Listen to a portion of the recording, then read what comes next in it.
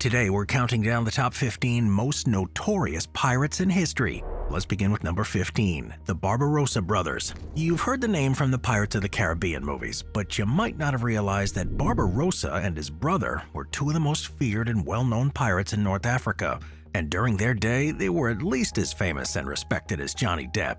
Barbarossa, Italian for Redbeard, went by many names during his career. The Pirate of the Algiers and even the King of the Sea. The Barbarossa brothers were already experienced pirates in the Mediterranean when Spain completed its conquest of Grenada in 1492. By 1505, however, the Spanish and the Portuguese were looking to make territorial gains in North Africa and began to attack coastal cities. Engaged by these attacks on fellow Muslims, the Barbarossa brothers served as privateers under the direction of the Ottoman Sultan to disrupt Spanish and Portuguese shipping in the Western Med. Over the next 3 years, the Barbarossa brothers rose to prominence among the North African communities and preyed on Spanish and Portuguese shipping as independent corsairs. Perhaps Barbarossa's most famous battle was his victory at Preveza, Greece in 1538, the key to which was his use of galleys instead of sailing ships. Because galleys were driven by oars and thus didn't depend on the wind, they were more maneuverable and reliable on the sides of bays and islands, shielded from the wind, than sailing ships were. Barbarossa defeated the combined force using only 122 galleys against 300 sailing ships. His victory opened Tripoli and the Eastern Med to Ottoman rule. After Barbarossa led additional military campaigns, including one in which he assisted the French against the Habsburgs in 1543 and 1544, he then later died in Constantinople in 1546. Number 14, Black Bart.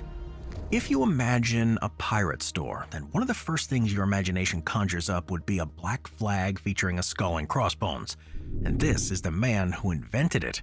Bartholomew Roberts, nicknamed Black Bart, was a tall, handsome, and flamboyantly dressed 18th century pirate from Wales. He initially worked on merchant ships but became a pirate and was soon elected captain of his own ship and crew.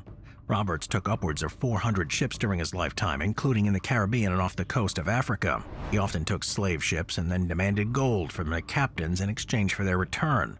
When one of these captains refused, Roberts reportedly burned the ship with 80 enslaved people trapped on board. His infamy and success saw him become known as the Great Pirate and eventually as Black Bart, which made him a popular subject for writers of both fiction and nonfiction. To this day, Robert continues to feature in popular culture and has inspired fictional characters such as the Dread Pirate Roberts. He is also noted for creating his own pirate code and adopting an early variant of the iconic skull and crossbones flag. Black Bart finally came to an end in 1722 when he was killed by the British Navy off the coast of Gabon in West Central Africa, while his crew members were too drunk to defend the ship. A total of 52 members of his crew were then hanged following the largest pirate trial ever held. Number 13, Jean Lafitte. You know you're a successful and well-known pirate when you find yourself hanging out with Napoleon, and Jean Lafitte was certainly famous enough that this seemed like a real possibility. A French pirate and privateer who operated in the Gulf of Mexico in the early 19th century, Lafitte started out by operating a warehouse in New Orleans to help distribute goods smuggled by his brother Pierre. However, when the United States government passed the Embargo Act of 1807, the Lafittes moved their operations to an island in Louisiana. By 1810, their new port had become very successful. They had a profitable smuggling operation and also started to engage in piracy. In 1812, the United States and the United Kingdom went to war, and despite Lafitte warning the others of a possible military attack on their base, a U.S. naval force successfully invaded in September 1814 and captured most of his fleet. Later, in return for a legal pardon, Lafitte and his fleet helped General Andrew Jackson during the Battle of New Orleans to defend the city. After securing victory, Jackson paid tribute to the Lafitte brothers' efforts as well as those of their fellow privateers. In 1817, he founded a new colony on Galveston Island named Campeche. At its height, the colonists and privateers here earned millions of dollars annually from stolen or smuggled coin and goods. Very little is known about Lafitte, and speculation about his life and death continues among historians. A famous persistent rumor claimed that Lafitte rescued French Emperor Napoleon Bonaparte from exile, and both of them ended their days in Louisiana. Although, like any good conspiracy theory, no evidence supports this. Number 12, Black Sam Bellamy. Our next private was very much like the Jeff Bezos or Elon Musk of his time. In other words, in his day, he was the highest earning pirate around. Samuel Bellamy lived to be only 28 years old, but he made a big name for himself during his short life. Likely born in Devon in the UK at the end of the 17th century, Bellamy began working on the high seas at the beginning of the War of the Spanish Succession, at the tender age of only 13, and later became a pirate captain. As a pirate, Bellamy captured 53 ships, including the Whydah Galley, a slave ship carrying a fortune in gold, silver, and other goods.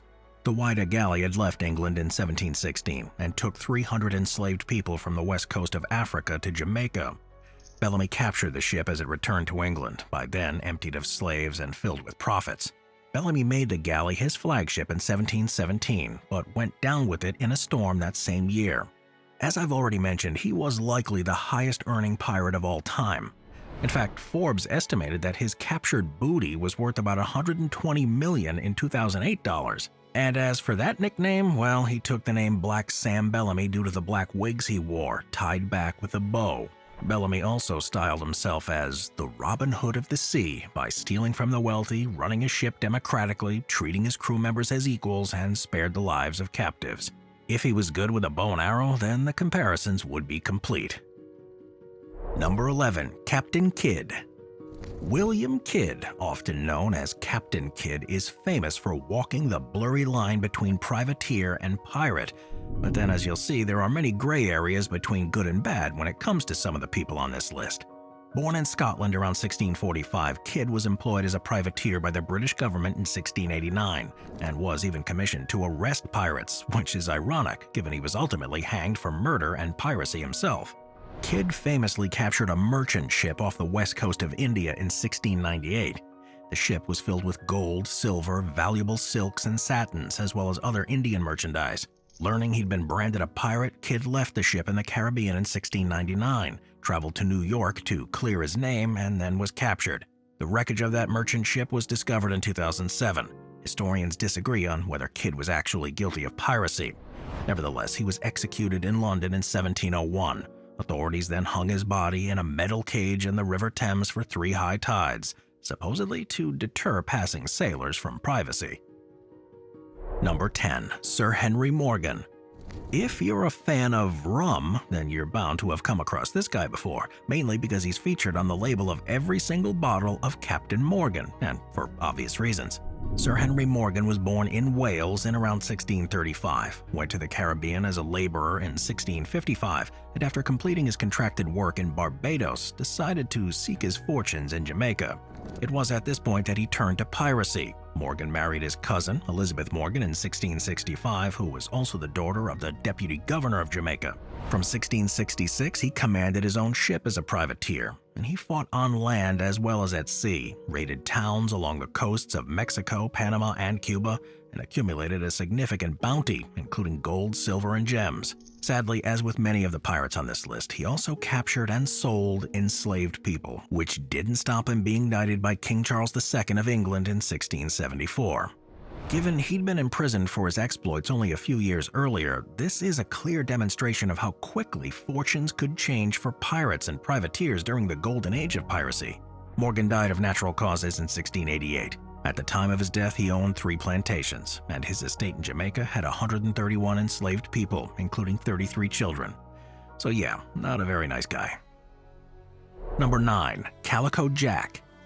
Calico Jack, real name John Rackham, was an English pirate captain operating in the Bahamas and Cuba during the early 18th century. His nickname was derived from the calico clothing that he wore, while Jack is a nickname for John. Rackham was active towards the end of the golden age of piracy, and he's most remembered for having 2 female crew members, Mary Read and his lover Anne Bonny, who were notorious pirates themselves. But will they make our list? Well, stay tuned to find out. Rackham made a career of plundering small vessels close to shore once he became captain. He and his crew captured the Kingston, a small Jamaican vessel, and made it their flagship. He then made several conquests in the West Indies, taking a couple of large ships off Bermuda. In 1719, Rackham sailed into Nassau in the Bahamas, taking advantage of a general amnesty for pirates to obtain a royal pardon and commission from Governor Woodes Rogers. Rogers had been sent to the Bahamas to address the problem of pirates in the Caribbean who had started to attack and steal from British ships. He accepted the king's pardon and moved to New Providence, where he met Anne Bonny, who was married to James Bonny at the time. He returned to piracy in 1720 by stealing a British sloop, and Anne joined him. Their new crew included Mary Read, who was disguised as a man at the time. In September of that year, however, Governor Woodes Rogers issued a proclamation declaring Rackham and his crew pirates, following which pirate hunter Jonathan Barnett and former pirate Jean Bonavie started in pursuit of Rackham, who was cruising near Jamaica, capturing numerous small fishing vessels and terrorizing fishermen. Rackham was ultimately caught, executed in Port Royal on November 18, 1720, and his body was gibbeted on display on a very small islet at a main entrance to Port Royal. This area is now known as Rackham's Cay. Number 8. Anne Bonny. Yep, it's now time for the ladies to take center stage. Anne Bonny, as I've already mentioned, was a female pirate who was as menacing as her male counterparts, if not more so. The daughter of a plantation owner, Bonny was born in Ireland in 1698 before moving to South Carolina. She left her life behind for the Caribbean in the early 1700s, hit the open ocean, and started pirating disguised as a man on the ship of the previous pirate on our list, Calico Jack. But how did this unlikely romance come about? Well, while Jack was in port, the two began an affair. When Anne's husband, sailor James Bonny, learned about the relationship, he brought Anne to his employer, Governor Rogers, who ordered her whipped on charges of adultery. Calico Jack, however, offered to buy Anne in a divorce by purchase, but her husband sternly refused. This caused Anne to flee Nassau and run away with her pirate lover. The pair, with a new crew, escaped to sea together, voiding Rackham's pardon by stealing a sloop belonging to John Ham. They sailed the Caribbean for 2 months, taking over other pirate ships. After Jack's arrest and execution, and during her own trial, Anne claimed to be pregnant and was therefore given a temporary stay at Fort Charles until the claim could be proven. There is no historical record of Bonny's release of her execution, but even so, she still managed to leave a significant imprint on pirating history. Some, however, believe that her father secured her release from prison and took her back to South Carolina, where she lived until age 84. Moving on to number 7, Mary Read. Anne Bonny wasn't alone in her piracy. She had a partner, Mary Read, who was also part of Calico Jack's crew and also dressed as a man. That seemed to be the way to get ahead in pirating back in those days, I guess, but legend has it she began dressing as a boy at a young age, at first at her mother's urging in order to receive inheritance money, and then as a teenager in order to join the British military. She then married, but upon her husband's early death, Read resumed male dress and engaged in military service in the Netherlands. With peace, there was no room for advancement, so she quit and boarded a ship bound for the West Indies. The ship she boarded happened to be boarded by a pirate ship. Being disguised as a British male helped her, as the British crew members took her in. And yep, that just so happened to be the ship of Calico Jack. She ended up joining the crew, becoming great friends with Bonny in the process. Together, they pillaged the high seas, wearing jackets and long trousers, and fighting with a machete in one hand and a pistol in the other. A victim of their piracy testified that they were very active on the ship and were, quote, willing to do anything. Well, after Calico Jack's execution, Mary, in common with her friend Anne, claimed to be pregnant and therefore avoided the gallows. Sadly, however, she died later in prison with a fever. A good, quiet, and peaceful death was not reserved for any of the pirates on our list. Number 6. Charles Vane. Charles Vane is a mysterious figure in the golden age of piracy. His date and place of birth are unknown, but historical accounts paint him as a bold and ruthless pirate. He's first recorded in the early 18th century, plundering Spaniards who were salvaging silver from the wreckage of a Spanish fleet in the Gulf of Florida, and from there is documented attacking various ships on the high seas. Once, when he was cornered by the British Navy, Vane set fire to his flagship vessel and sent it directly into the British fleet. The burning ship caused sufficient distraction for Vane to escape and avoid capture. His crew eventually mutinied, removed him from command of his pirate ships, and he was stranded on an uninhabited island in the Caribbean after a storm ruined his only remaining vessel. He was rescued, but soon identified and hanged for his crimes in Jamaica in 1721. Okay, Vane wasn't the richest of pirates, but in 2008, Forbes estimated that he would have amassed the equivalent of $2.3 million by the end of his career. That's a pretty good haul. Number 5. L'Olonnais. If we had an award for most violent and murderous pirate on this list, then this man would certainly be in the running. Actually, forget that. He'd win it outright without even breaking a sweat.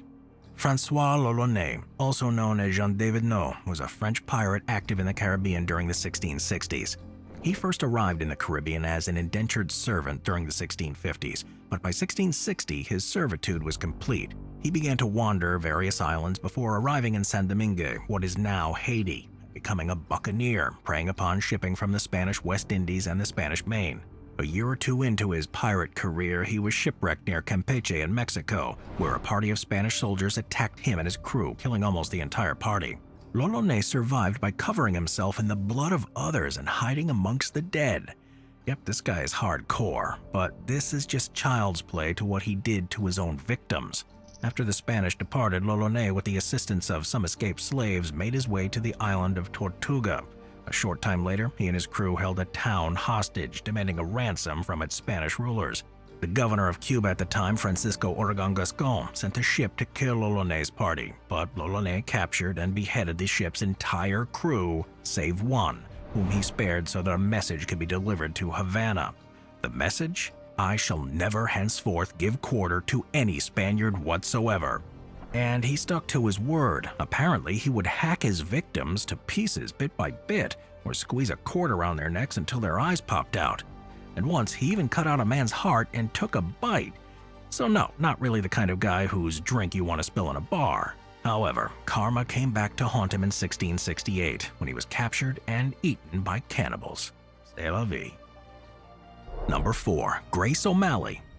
Well, the third female pirate on our list so far, who happens to also be one of the most famous of all time, and a very early starter.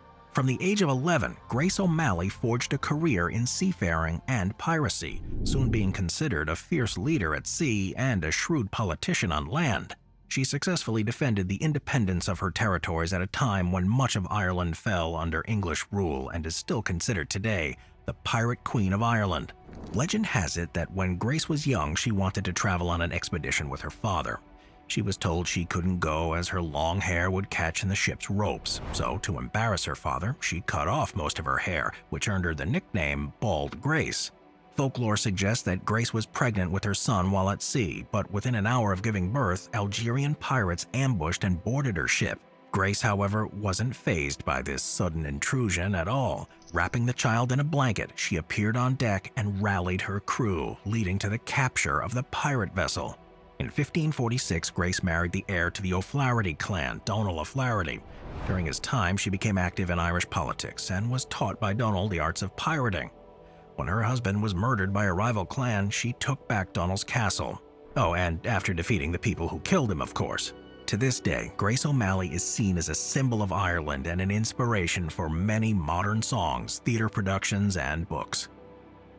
Number 3. Sir Francis Drake. So I mentioned that there were many gray areas between good and bad when it comes to piracy, and nobody encapsulates this philosophy as much as the next entry. Sir Francis Drake was a noble to some and an outlaw pirate to others. Born in Devon, England around 1540, Drake became the first person from England to circumnavigate the globe. Although this feat wasn't a planned exploration, but rather a byproduct of his goal to raid Spanish ships in the Americas. Drake's exploits were legitimate from an English perspective because the Spanish had claimed the entire New World territory and the English wanted in. But to the Spanish, Drake was a menacing pirate thief they nicknamed El Draque, or the Dragon.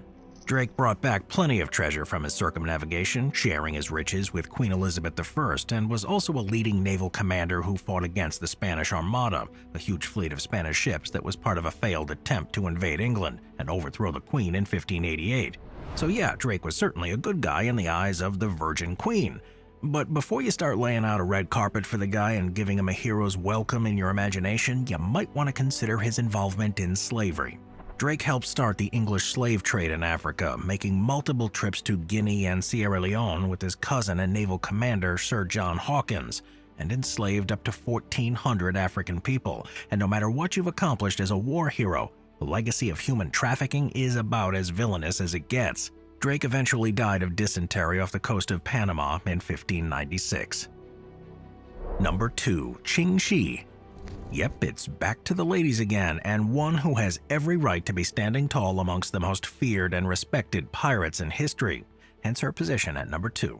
That's right, one of the most successful pirates in history was a woman named Ching Shih, sometimes called Cheng Yi Sao or Zheng Yi Sao. Born into poverty as Xiyang in Guangzhou, China, in the late 18th century, she was a sex worker until she married a pirate named Qing Yi in 1801 and took the name Qing Shi, which meant the wife of Qing. Although, as we can tell from the march of history, Qing Shi wasn't just the good woman behind a strong man. Her legend has completely eclipsed that of her husband. The pair consolidated control of the region's rival pirate gangs into confederation, but after Qing died in 1807, Shi seized control of the Pirate Confederation, also securing control of the pirates through careful alliances and a strict code of laws. And this code was severe. Anyone caught giving commands on his own or disobeying those of a superior was immediately decapitated. You didn't screw with the Pirate Queen. And that's exactly why she was given this nickname by her many faithful and fearful crew members of fellow pirates. At the height of her power, she controlled a fleet of 1,200 ships crewed by about 70,000 pirates. Although she eventually broke up this confederation in 1810 and negotiated a generous surrender deal with the Chinese government. Not only were the pirates pardoned for their crimes, but some were allowed to keep their vessels and join the Chinese Navy, or in some rare occurrences, even took positions in the government. Number 1. Blackbeard.